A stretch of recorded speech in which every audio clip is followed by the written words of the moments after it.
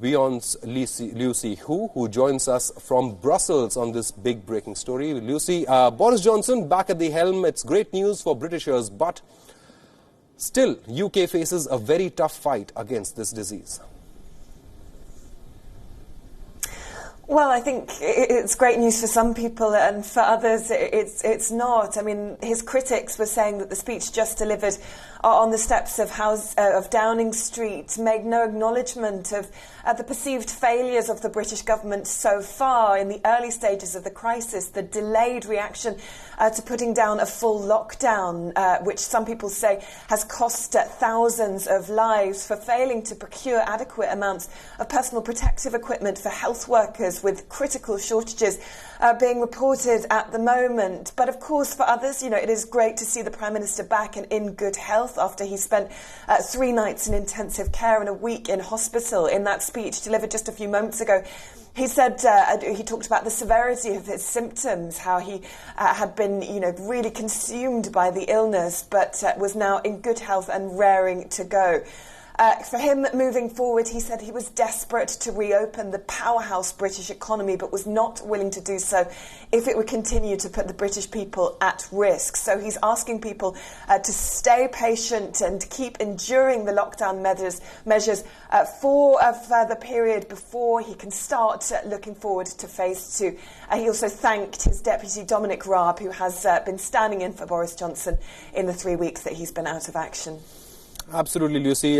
Situation is still grave in UK, isn't it? More than 150,000 people are still infected in the country. More than 20,000 people have lost their lives. Certainly the UK is in the midst of this battle against the coronavirus. But looking across Europe now, and countries which have been hardest hit by this pandemic, that is Italy and Spain, have started easing some norms, some lockdown measures that were in place.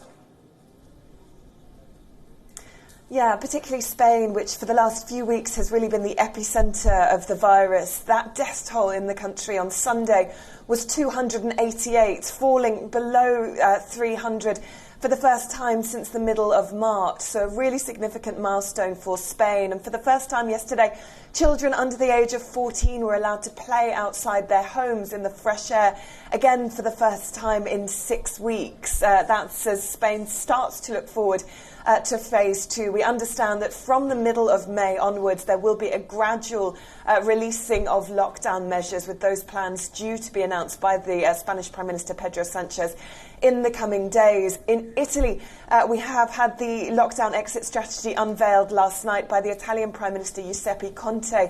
We understand that from May the 4th, some non-essential businesses will continue to be allowed to reopen. Building sites, parks and recreation grounds will be allowed to reopen.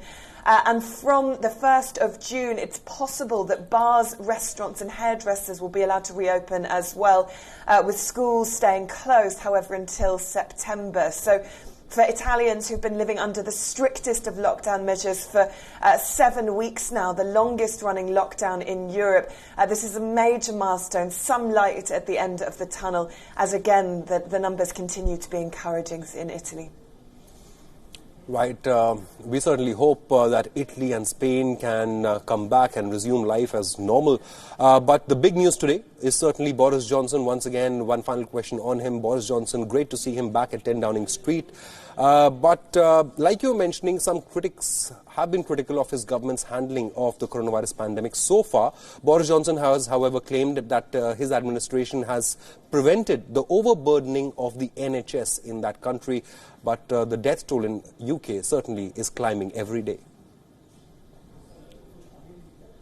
Yes, it is. I mean, at the start of the crisis, officials said it would be a win if deaths remained under 20,000. But unfortunately, over the weekend, we crossed that milestone. I mean, it is true that the health system has not collapsed under this, and we've had the establishment of some new hospitals, such as the Nightingale Centre and the Excel Centre in London, which at the moment isn't at full capacity. It still has available beds. So as far as the government is concerned, that is a win. But what is levelling heavy criticism at the government at the moment is the lack of personal protective equipment, with really critical shortages being reported in some hospitals dealing with the worst of this crisis. crisis. The government has been trying desperately to procure more PPE, and there was, for example, a procurement from Turkey last week, but the plane was delayed by several days, which became something of a farce. And, you know, certainly officials are looking to ensure that health workers have everything that they need, particularly with regards to other specialist equipment, such as ventilators. Boris Johnson, in his speech delivered just now, said there were enough ventilators for everybody that required one. But the other criticism being levelled at the government, it was too slow to impose the lockdown, and it was that crucial period at the beginning of March that could have saved thousands of lives, people are saying. We understand that the virus is likely to have been in the UK from as early as January, and had the British government started to make the plans that it needed to start making from that point, as was the case in other European countries such as Germany, perhaps that death toll could have stayed under 20,000. Absolutely. Lucy, thank you so much for joining us and giving us all these updates on not just UK's battle against the coronavirus, but how Europe is also slowly easing norms on the lockdowns that have been put in place as far as coronavirus is concerned. But Boris